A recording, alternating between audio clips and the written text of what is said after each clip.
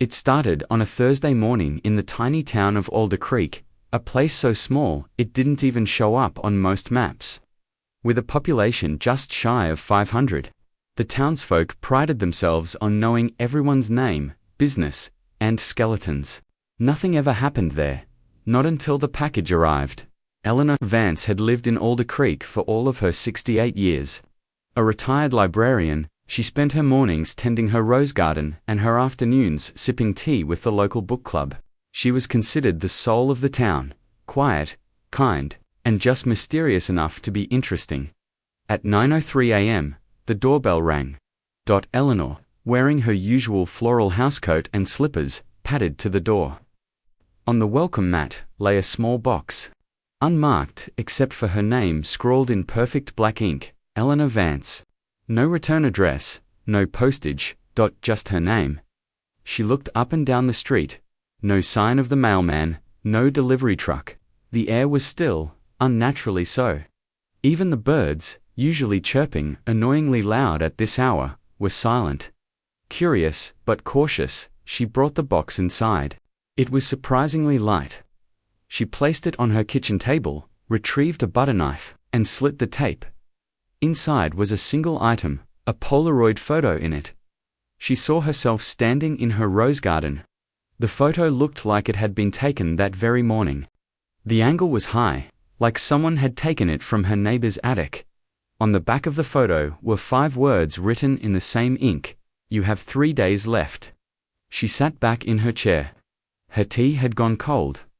At first, Eleanor considered it a prank, some kid trying to scare an old woman.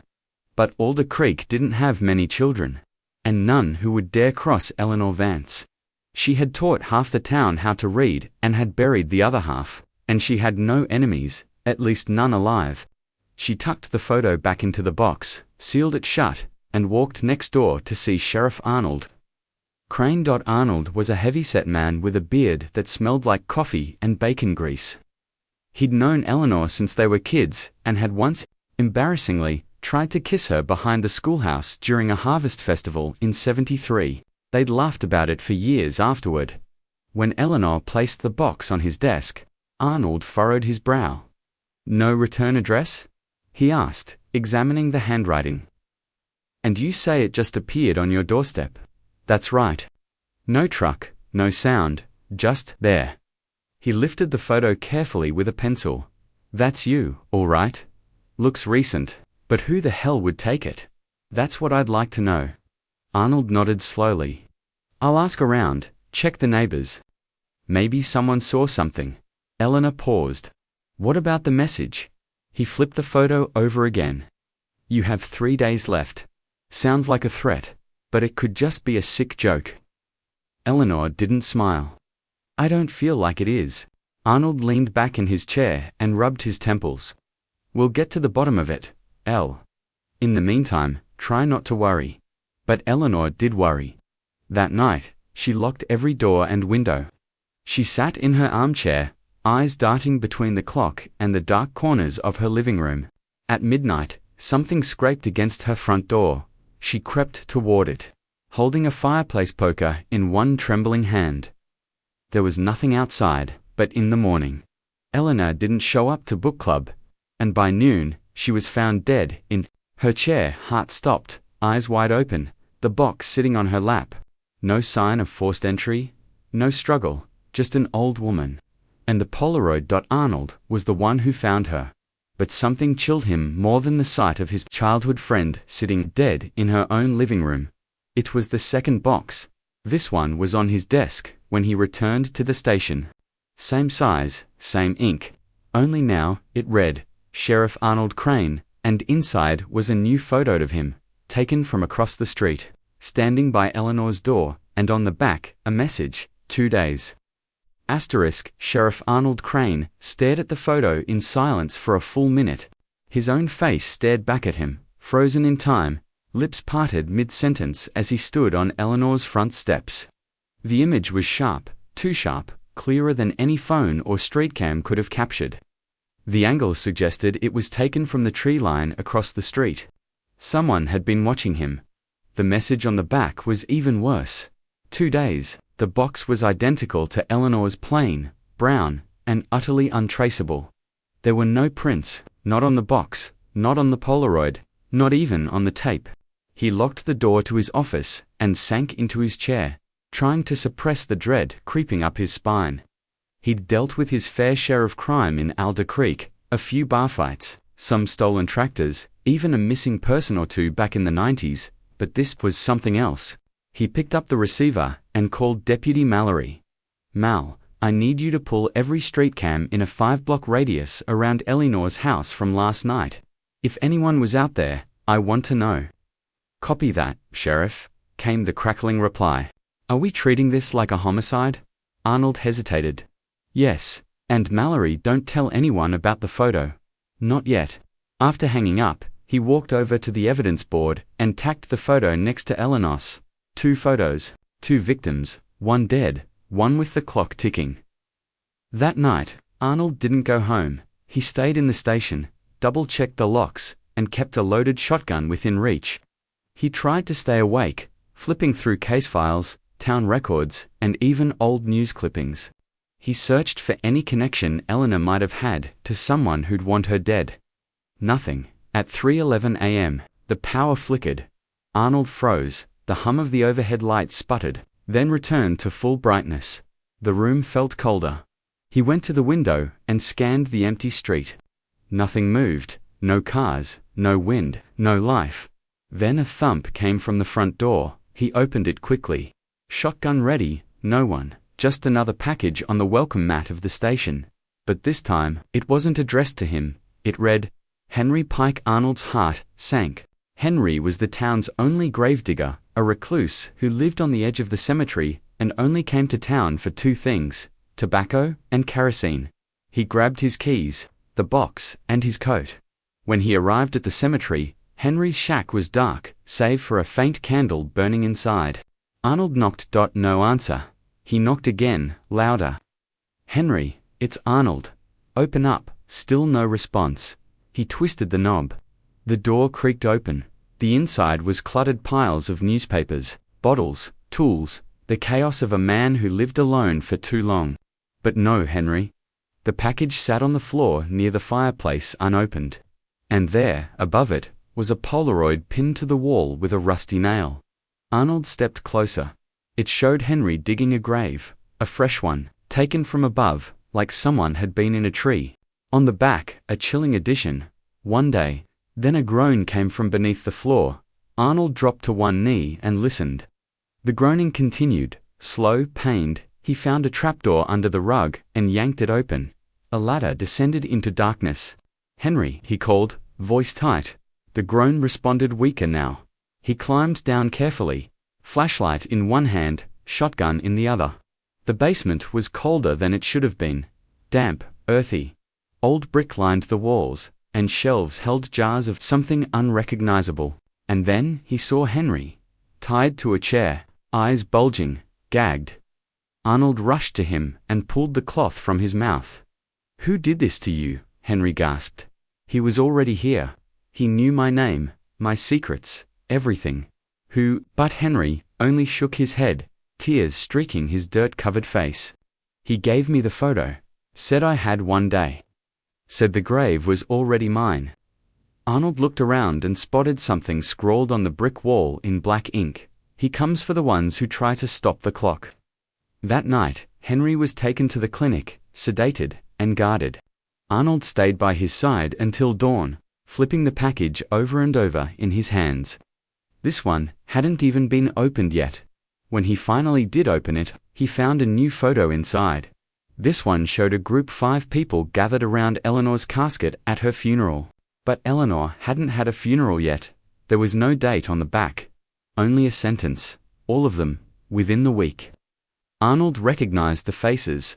Himself, by mid-morning, Sheriff Arnold Crane had reached only 2 of the 5 people in the mysterious photo. The town's postmaster, Deputy Mallory, answered on the second ring. 3 didn't answer. "Listen to me carefully," Arnold said, trying to keep the panic out of his voice. "Did you get anything off the street cams from yesterday?" "Yeah," Mallory said. "That's the thing. The footage between 8:40 and 9:20 a.m. is gone. Not glitched. Gone. Like someone edited it out, clean. Arnold closed his eyes. Check the backup server and download every frame you've got. Now listen, you might be in danger. What? I got a box. Same as Eleanor, same as Henry. And a photo of you, with me, standing at Eleanor's funeral. But she hasn't. Mallory stopped. What the hell is going on? I don't know, but whoever's doing this is watching us. Carefully, keep your weapon on you, stay in public places, and don't open any packages. I'll meet you at the station in an hour. He hung up and dialed past a red. Next dot, no answer. Straight to voicemail. He tried again. Nothing. Mayor Geller's line was also dead. Not even a ring, just silence. He moved on to Helen Price. She answered on the fifth ring, breathless. Sheriff. Helen? Thank God. Where are you? At the post office. Something weird just happened. A package came through, but it wasn't scanned. It's addressed to me. Arnold felt his chest tighten. Don't touch it. I'm on my way. 10 minutes later, he burst through the back door of the Alder Creek post office. Shotgun in hand, Helen was standing in the break room, pale and shaking, staring down at the box on the table. Her name, Helen Price, was written in that same ominous black ink. Arnold approached slowly and used his gloved hands to lift the lid. Inside was a single item, a Polaroid. Helen and the mayor, sitting on a bench outside the chapel. It looked recent. Yesterday maybe. The photo had been taken from behind a tree. On the back, you speak too much. Helen collapsed into the nearest chair, her face drained of color. What does that mean? I don't even talk to people. Arnold turned the photo around. It means you've been seen, watched, targeted. Just like Eleanor, just like me. Helen wiped her eyes. But why? What is this? I don't know, but something's tying us all together. Something more than just that picture of the funeral. He pulled the second Polaroid, the one showing all 5 of them, from his coat pocket, and laid it beside hers. You're here, Helen. See, he pointed. Me, you, Mallory, Reed, Geller, all in front of Eleanor's casket. Someone took this before it even happened. Helen stared at it, then at the photo of herself. Her voice dropped to a whisper. I didn't know we were being watched. Arnold rubbed the back of his neck. Neither did I. Outside, the wind began to pick up. Dust swirled against the windows. Alder Creek rarely got storms, but the skies had darkened without warning. As he left the post office with the 2 photos in hand, his phone buzzed. Blocked number. He hesitated, then answered. At first silence, then a voice, soft, low, and impossibly calm. You're trying to stop it. Arnold gripped the phone tighter. Who is this? I warned you. The voice continued. You can't fight the clock, Sheriff. It ticks for everyone. What do you want? Another pause. To show you what death looks like before it comes. Click. The call ended. That night, Mallory never showed up to the station. Arnold drove to her house on the edge of town. The porch light was on. The front door was unlocked. Inside, everything was in order. No sign of struggle, no broken glass. Nothing missing, except her. Mallory was gone. On the kitchen table was a box. He opened it slowly. No photo this time, just a folded sheet of paper. You've made it worse. Arnold stared down at the message, the room spinning slightly around him. He was losing control of the situation. Every rule of investigation, every instinct from his 30 years as sheriff, told him this wasn't a manhunt. It wasn't a prank. It wasn't even a murder spree. This was something else. He took all the boxes, all the Polaroids, and pinned them to the board in his office. Threads of red yarn stretched across Eleanor, Henry, Helen, Mallory, Geller, Reed. But no single line made sense. The only thing he knew for sure, whoever was doing this wasn't just watching them. They were deciding who died. And when and Arnold was still alive for one reason only. He hadn't seen his final photo yet. At midnight, the station lights flickered again, and a thump echoed. From the back hallway, Arnold rose slowly, shotgun in hand. There on the hallway floor was a new box. He didn't have to open it, he already knew what was inside. But when he did, what he saw made him stagger. It wasn't just him anymore, it was Everyone. The entire town of Alder Creek, standing in a long funeral procession, walking into a pit of darkness, and behind them, blurred and massive in the background, stood something tall. Sheriff Arnold Crane wearing a face made of shadows. He couldn't. On the back of the photo, the latest Polaroid, the entire population of Alder Creek, hundreds of familiar faces, captured in eerie stillness. Walking toward a vast pit, the photo's edges were slightly warped, as if whatever took it had scorched the film with something not entirely of this world. But what haunted him most wasn't the people in the image, it was what stood behind them. A figure, enormous, hunched, and half-blurred, loomed in the background like a statue of smoke and bone. Its face was unformed, made entirely of overlapping shadows, like someone had sketched it in charcoal and then tried to erase it. The more he looked, the more he realized it wasn't just big, it was impossible. The angles were wrong. The shape kept changing the longer he stared at it. He tried to scan the photo into the computer, hoping to zoom in and analyze it. Maybe a trick of light, a doctored image. But the scanner refused to register it. The moment he placed the Polaroid on the glass, the system crashed. It happened twice. Finally, he snapped a picture with his phone. Nothing. The screen showed only blackness, as if the image didn't want to be digitized, as if it couldn't exist anywhere but physical form. Arnold sat at his desk, Polaroids spread across the wood like tarot cards, and tried to understand what they meant. Why were these people being chosen? What was the connection between Eleanor, Henry, Mallory, Helen, Pastor Reed, and Mayor Geller? And why Alder Creek? At 3:33 a.m., the clock on the wall stopped ticking. Exactly 3:33, not a second before or after. The silence was deafening. Then a slow, deliberate knock echoed from the front of the station. 3 knocks, pause, 3 more, pause, 3 more. Arnold raised the shotgun and moved cautiously to the door, his boots echoing across the linoleum floor. He opened it with a sudden jerk. Nothing. But on the ground was yet another box, this time addressed to Pastor Reed. Arnold's heart sank. He checked his watch. 3:34 a.m. The town's little white chapel stood at the top of Alder Hill.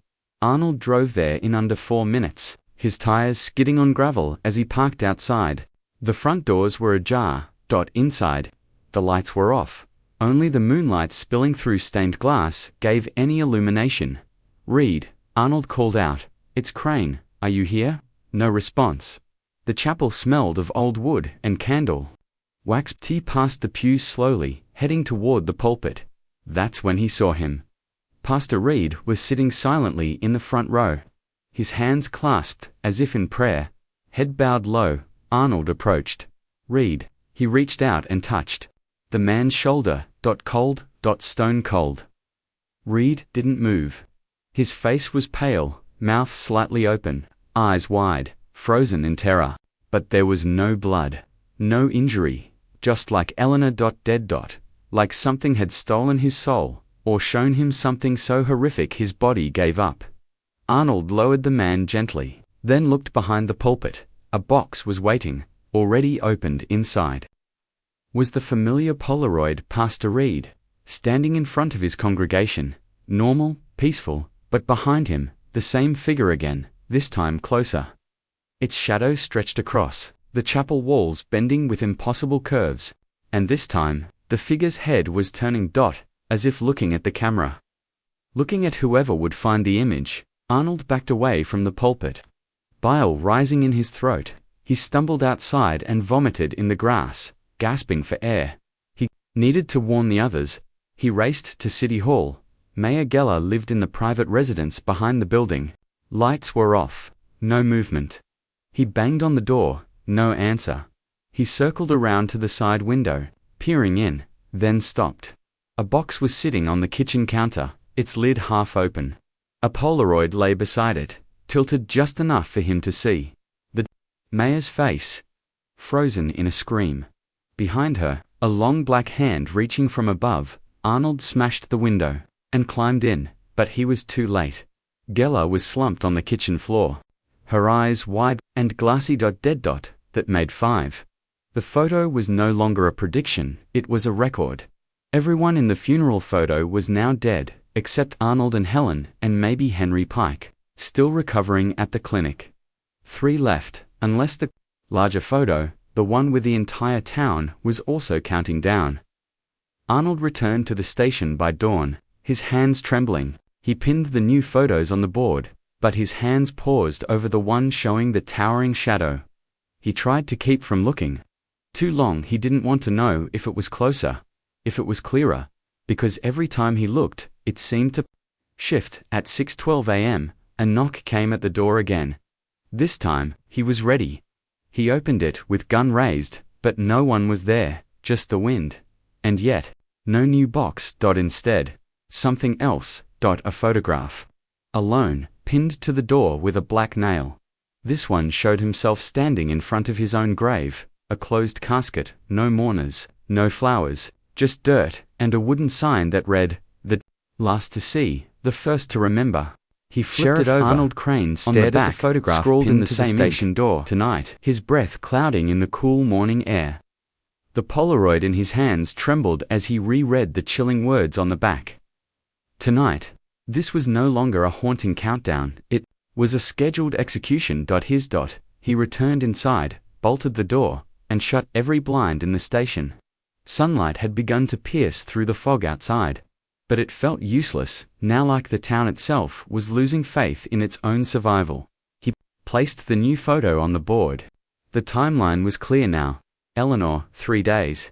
Arnold, 2 days. Henry, 1 day. Mallory, missing. Pastor Reed, found dead after a knock at 3:33 a.m. Mayor Geller, no call, no sound, just gone. Helen Price, still alive for now, and now he had a grave waiting for him. Not just a metaphor, not just a prediction. He grabbed his keys and headed to the cemetery. The Alder Creek Cemetery was silent, hidden beneath a sheet of mist that clung low to the ground like something living. He parked the cruiser near the iron gates and stepped out. Shotgun slung over his shoulder, flashlight in hand. Rows of tombstones stood like watching eyes. Then he saw it, at the far edge of the cemetery, where the new plots were prepped but rarely used. A freshly dug hole waited. It was the only one without a headstone, no marker, no flowers, just an open pit, and something beside it, a small sign nailed into a stake, the kind used at temporary gravesites. He approached cautiously. The sign read, Arnold Crane. July 25, 2025. Today's date. The grave was deep, 6 feet, cleanly dug, no shovel marks. No displaced dirt anywhere else. As if the ground had just opened, a single object sat inside the grave, another box. Arnold knelt at the edge, heart pounding, and used the shotgun to hook the box upward until he could grab it. He opened it on the spot. Inside, one Polaroid. This time, it was not just a picture, it was a mirror image. It showed him standing exactly where he was, now leaning over the grave, holding the box, expression frozen in fear. But there was more. In the far background of the photo, someone stood near the trees, not the hunched, shadowy figure from before. This time, it was a person, human-looking. A man in a black coat and wide-brimmed hat, face obscured by darkness, but posture unmistakably calm. Watching, Arnold spun around. No one, just the trees, swaying, the shadows between the trunks too dark. For this hour, he scanned the edges of the forest, but saw nothing. And yet the air felt denser, pressed in from all sides. Like he was being measured, he returned to the cruiser and drove straight to Helen Price. Helen was already pacing on her porch when he arrived. You saw it too, she said without preamble. Didn't you? He nodded. You saw him. Arnold's eyes narrowed. You mean, the man in black? I saw him last night, she whispered, her voice cracking. Standing at the end of my driveway, didn't move, didn't speak. Just stood there until I screamed, and then he vanished. He pulled out the latest Polaroid and showed it to her. Her hand flew to her mouth. That's him. Oh my God. That's him. You ever seen him before? She hesitated. No, but the handwriting on the boxes, the same ink. It looked Familiar. Arnold's breath caught. From where? Helen vanished inside and came back holding an old journal. She flipped through pages filled with yellowed paper and ornate handwriting. My grandmother's diary, she explained. She was postmaster here before me. Look at this. One entry read, April 6, 1952, a strange man came to Alder Creek. No name, tall black coat, delivered a box to the Reverend. He died 3 days later. People thought it was a coincidence, but then others got boxes too. With photos, the town called him the Courier. He only comes when something is owed. When a debt of time must be paid, Arnold's throat went dry. This has happened before. Helen nodded. 73 years ago, maybe more. My grandmother stopped writing about it after May. That's when the journal ends. He leaned against the porch rail, thinking fast. This isn't a serial killer, not even a ghost. It's something older, something that takes people when their time is up. Helen stared into the trees. So what do we do? Arnold looked at her, the weight of the town pressing on his shoulders. We need to confront it. Helen's eyes widened. What? No. Everyone who's seen it. I'm already dead by tonight, according to that photo. If I'm marked, I don't have much to lose. But maybe I can learn something before I go. She hesitated, then nodded slowly. Then, I'm coming with you. No, he said gently. You're not in the ground yet, you still have a chance. But she wasn't listening. She'd already gone inside to grab her coat. That evening, as the last golden light disappeared, behind Alder Hill, Arnold and Helen walked back to the cemetery, this time together. They brought lanterns, salt, holy water, candles, and an old cassette tape Helen found buried in her grandmother's desk drawer labeled, He Always Comes Back. They played the tape. Crackles filled the air. Then a voice, weak and trembling. If you see him once, you're lucky. If you see him twice, run. But if you see your name on a box, start saying goodbye. The wind picked up. The candles flickered, and then he appeared. No sound. No warning, just a man in a black coat standing by Arnold's open grave. Wide-brimmed hat tilted low, no features. Just a void where a face should be. Arnold stepped forward. The courier didn't move, didn't speak, just raised one pale hand and pointed at Helen. Arnold lunged forward, shotgun raised. Leave her out of this. The courier didn't flinch. Then, slowly, deliberately, he reached inside his coat and produced another box, dropped it at Arnold's feet. Arnold opened it with shaking hands. Inside, a final photo. It showed himself, lying in the open grave, dead alone. But the background had changed. The figure that once loomed behind the townspeople. The wind was gone through all the behind Arnold's body, spinning the lantern flames into panicked flickers. Holding a lantern, Arnold stared down at the new Polaroid on the back. Single one word on the back. Trade. His own corpse in the grave. Helen standing behind him. Alive? Older. He didn't need to ask what it meant. He knew. The courier was offering him a choice. His life for hers, a literal trade. And the longer he stared at the Polaroid, the more real it began to feel, like the scene was already true. As if it wasn't showing the future, but the present. From some other vantage point of time he couldn't reach. He looked up. The courier hadn't moved. Still standing by the grave. Motionless. That wide-brimmed hat casting a shadow that shouldn't exist in the lantern light. Why? Arnold whispered, his voice dry and cracking. Why have no answer? The courier simply raised one hand, slow and smooth, and pointed to the box again. Helen stepped forward, voice trembling. Sheriff, what's in the photo? He didn't answer, just tucked it inside his coat. She studied his face. It was me, wasn't it? You saw me in it. Arnold sighed. You were alive. Her breath caught, and you. He didn't speak. Helen looked toward the courier. Is this some kind of test? A punishment? Why us? Why this town? Still no answer. The courier tilted his head slightly, and for a moment, just a blink, the illusion broke. The figure's face flickered, beneath the shadowed brim. Arnold glimpsed something not made of flesh or bone, something constructed from layers of eyes, some open, some stitched shut, all watching in different directions. It wasn't human. It wasn't anything that had ever been human. Arnold turned away, bile rising in his throat. "What do we do?" Helen asked softly. Arnold forced himself to stand tall. "We decide." He looked down at the photo again. He was lying in that grave, alone. But there was peace in his expression. No fear, no horror, just stillness.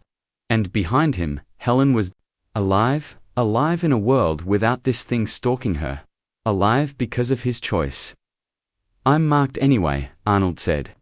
"I saw the signs, my name's been written, the grave was dug."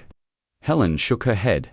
"But what if there's another? What if we both run?" Arnold glanced at the photo again. The courier didn't pursue, he offered, he marked, and he waited. "No one's outrun time," Arnold muttered, "no one ever has." The courier stepped aside. The path to the grave was open now, an invitation. A demand. Helen grabbed his arm. "Please don't do this." "I'm not dying tonight," Arnold said, surprising even himself. She blinked. "Then what?" "I'm choosing it." And with that, he stepped forward. Each step felt heavier than the last. The air pressed against him, colder and thicker, like walking through water. The grave waited. The box beside it, now gone. Vanished in its place was a headstone. Smooth granite. Already carved. Arnold Crane, born 1959, died July 25, 2025, he chose to remember. Arnold turned one last time. Helen's cheeks were streaked with silent tears. "I'm sorry I couldn't stop this," he said softly. "You did," she replied. "You're stopping it now." He gave her a tired smile, then stepped into the grave. The earth did not shift. The courier did not move. The wind did not howl. But something deeper, something older, recognized the choice. Helen gasped. The courier turned to her, and for the first time, he nodded. A small, slow, unmistakable gesture. Then, he vanished, no sound, no flash. Just gone, like he'd never existed. The grave remained. But when Helen looked down, Arnold was gone too. The next morning, Alder Creek woke to silence, but a strange one. No deaths, no boxes, no Polaroids. The graveyard was untouched, save for one stone, Arnold Crane, but the earth was undisturbed. No fresh dirt, no burial. Only the headstone and the lingering scent of salt in the breeze. Helen returned to the post office. No packages awaited her. No more names scrawled in ink. Only the quiet hum of a world returning to itself.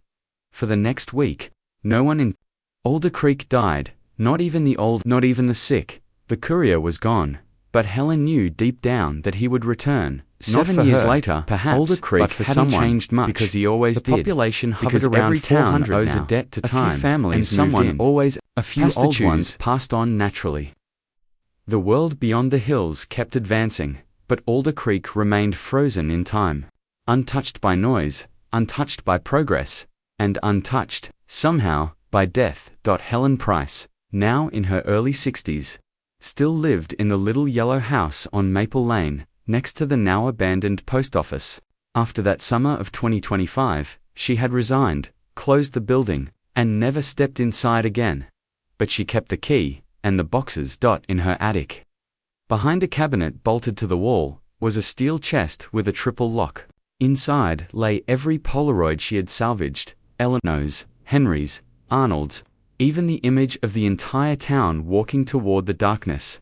The final image, Arnold lying in his grave with her behind him, had long since faded, as if its purpose had been fulfilled. She often wondered if that photo ever really existed, or if the courier had simply allowed her to remember it. She never remarried, never moved, never told anyone the truth about that week. In town, they called it the Black Summer, a quiet name for something no one could explain. 6 townsfolk, dead, no wounds, no evidence, and then silence. But Helen remembered. She remembered everything because she was the last to see. The courier hadn't returned in 7 years, not until tonight. It began with a smell, salt and damp. Paper. Helen sat on her porch just after sunset, watching the fireflies emerge. It was early August, and the breeze was unusually cold. She rubbed her arms and stood to go inside when she noticed it. A small brown package on the porch steps. No truck had passed. No footsteps had approached, but it was there, waiting. Her heart thumped in her chest. The handwriting on the top chilled her blood. Charlie Weaver. She knew that name. A young boy, 11 years old, moved in with his parents just last month. Bright, shy, obsessed with astronomy. He visited her last week to ask about the town's oldest graves. Helen knelt, hesitated, and finally picked it up. The box was warm, almost alive. She brought it inside and placed it gently on her kitchen table. She didn't open it, not yet. Instead, she sat across from it, staring like it might speak first. An hour passed, then two. Finally, she retrieved a knife and sliced the tape. Open. Inside was a single Polaroid. It showed Charlie Weaver in the backyard of the school, holding a stick like a sword, playing alone in the grass. He looked happy, unaware, but behind him, blurry, by the edge of the school building, a man in black. Tall, hat low. Watching the Courier had returned. Helen flipped the photo over. 3 words, he saw it. She placed the photo face down. What had Charlie seen? She needed answers. The next morning, Helen visited Charlie's family. His mother answered the door, smiling in that weary way all young mothers did. "Miss Price," she beamed. "Charlie's just finishing his cereal." Helen lowered her voice. "May I speak with him?" Charlie came to the door moments later, wearing a shirt with stars and planets, hair uncombed, milk on his chin. "Hey, Miss Helen," he chirped. "Can I ask you something, Charlie?" He nodded eagerly. "Did you see something strange around the school? Maybe someone watching you?" His expression changed. A pause, then softly, "He was in my dream." Helen's throat tightened. "Who?" "The man with no face." He said it plainly, like it didn't even scare him. "Where did you see him?" Charlie pointed down the street, toward the woods near the cemetery. "He was under the big tree. He waved at me." Helen knelt to his level. "Charlie, if you ever see him again, don't go near him. Don't wave back, just run, okay?" Charlie blinked. Why? She didn't answer, because what could she say? That time itself might be hunting him. That some ancient force had returned to collect a debt he didn't even know he owed. That night, Helen sat alone in her attic. She laid out the old Polaroids. She lit candles like Arnold had done. She whispered his name. Nothing happened. No knock. No voice. No shadow. Just silence. But in that silence, a realization bloomed like ice in her spine. This time, it wasn't starting with the old. It was starting with a child. She pulled out her grandmother's diary again, flipping past the old warnings and half-burned pages until she found an entry she'd once skipped. If the cycle begins with the young, it means a fracture has opened. The balance is off. A trade has failed. A keeper must act. But a keeper cannot die until she finds the next one. Helen stared at those final words, her reflection trembling in the dusty mirror. A keeper, that's what she'd become by surviving the Courier's last visit, by witnessing the trade. She had inherited the role. Now it was her turn to decide. Let the cycle Charlie continue. Weaver had always been a dreamer again, and the kind kind of of kid breaking who the asked rules. about black holes But this at dinner. time, She wasn't who sure stared at the Courier stars so long his would neck offer hurt. a trade, and who once tried to dig to the Earth's core with a plastic spade because he had to know what was down there. But ever since the move to Alder Creek, his dreams had changed. They were no longer just stars and planets and friendly aliens.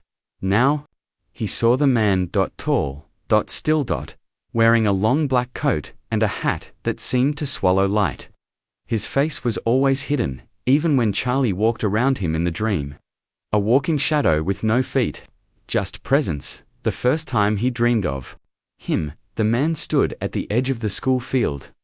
The second time, he was inside Charlie's room, standing behind the dresser. The third time, Charlie woke up with dirt on his hands, real dirt. Under his fingernails. He hadn't told his parents, but he remembered digging in the dream. A hole, a box inside it. That same afternoon, Charlie sat alone at the back of class. The other kids were reading quietly, but his gaze kept drifting toward the window. Something was there. He could feel it, not just watching, waiting at recess.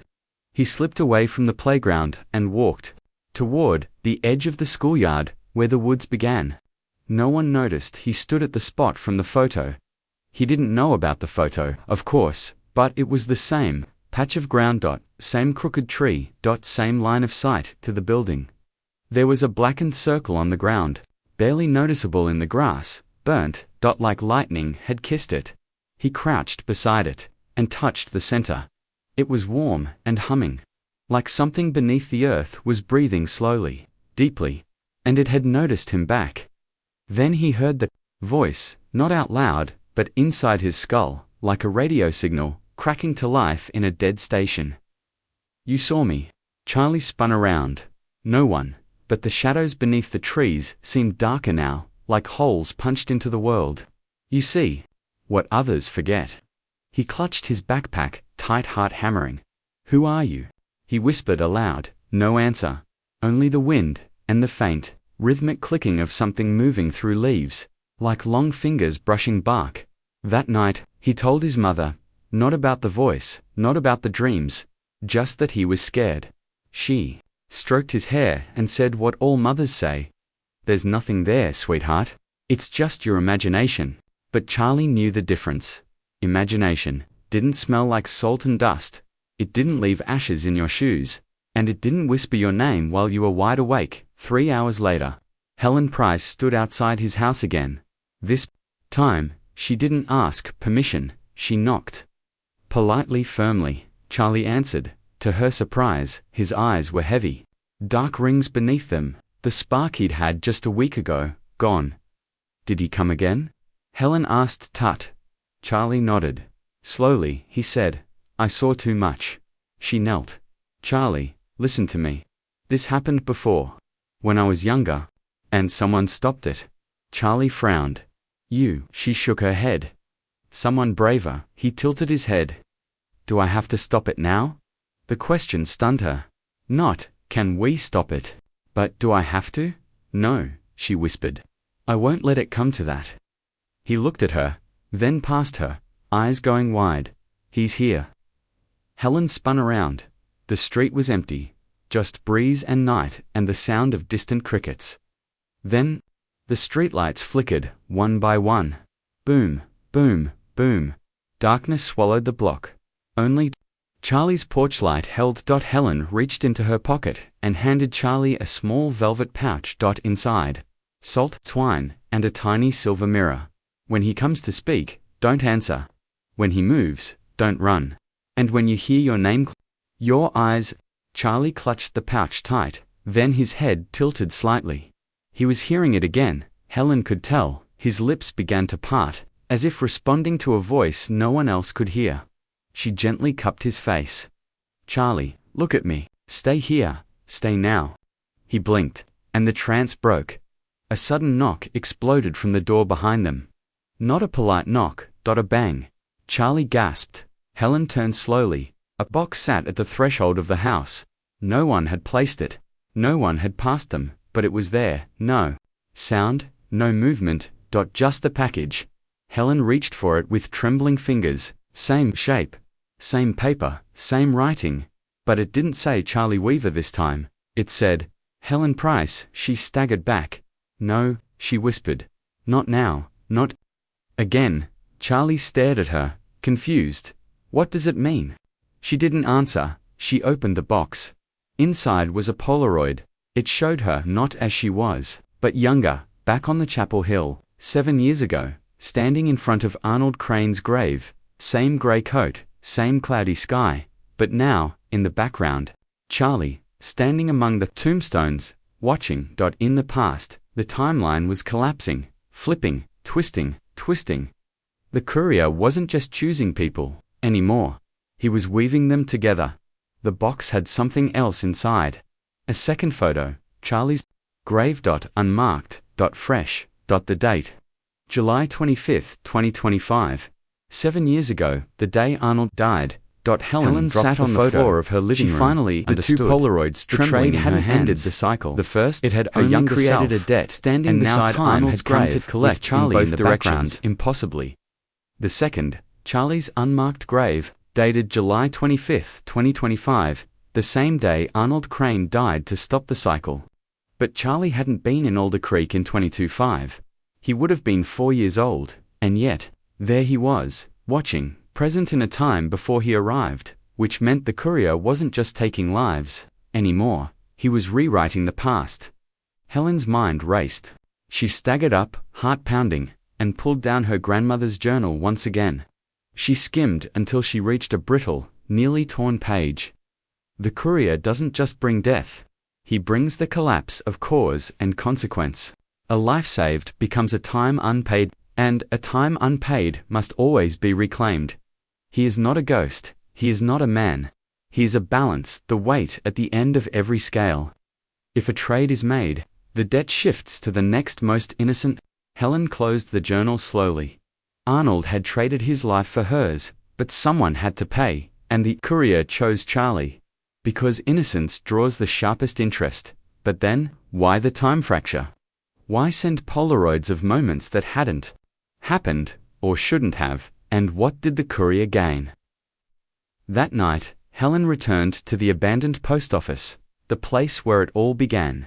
The building was decaying, walls peeling, and the scent of mold lingered in the corners. In the back, behind a wall safe no one had opened in years, lay a rusted metal cabinet her grandmother once called the black box room. Inside it were unprocessed parcels, undelivered letters, and a locked drawer with no key. Until now, the Polaroid with her name on it was warm. She placed it on the drawer, click it, slid open. Inside, a ledger, handwritten in the same deep black ink the Courier used. Inside were thousands of names, each followed by dates, coordinates, and a final word, PAID, or ode. She turned the pages. Ellen Vance, paid Arnold Crane, paid Helen Price. Unpaid gives, traded Charlie Weaver, PINGAT, the bottom of the last page, in darker ink. If the keeper breaks the trade, the Courier becomes the collector. She slammed the book shut. This wasn't about vengeance. This wasn't about killing for pleasure. This was cosmic accounting. Some force, something older than language or gods, had designed the Courier to manage the unpayable, a walking audit of existence. And now, Charlie was on the balance sheet. Helen ran through the cemetery just after midnight, carrying salt, candles, the ledger, and the last working Polaroid camera in town. She reached Arnold's grave, knelt, and began drawing a circle around the headstone using the salt. The air around her grew colder. Still. Then he appeared, the Courier hat, low coat, unmoving, though the wind screamed through the trees. Helen didn't flinch this time. You don't want death, she said, you want balance. The Courier said nothing, but the shadows around him seemed to nod. She held up the ledger. I've seen the list. You marked Charlie as pending, but he hasn't done anything. The Courier reached into his coat, pulled out another box.